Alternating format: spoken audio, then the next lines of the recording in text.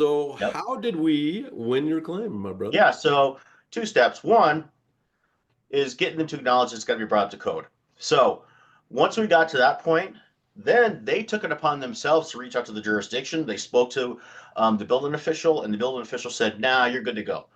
And I'm like, "This does not make any sense whatsoever." And I'm like, "Who did you speak to?" And they told me the jurisdiction. I'm like, "This is the wrong jurisdiction you're talking to." Aha. They're like, "What?" And I said, "Listen, we can get on the phone right now with the building official because I've dealt with this building official before. Right. He's never going to allow this."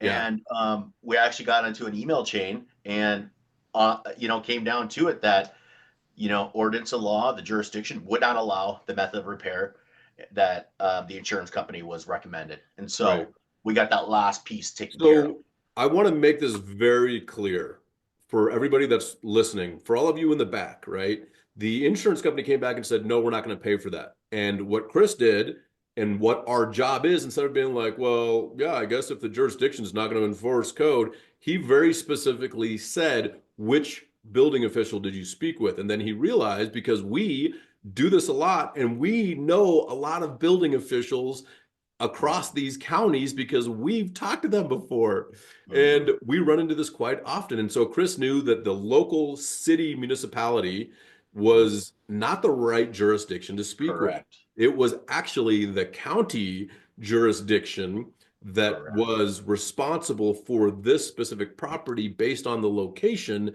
And also we call it like layering, right? So city, county, if there's Mm-hmm. anything between that, and then state, right? Like if there's a regional authority, whatever that might Mm-hmm. be. But Chris knew that, hey, look, you're talking to the city and they're not the ones responsible. Let's Correct. call this guy that I know from the county because I absolutely know that he's not going to agree to what you guys are saying.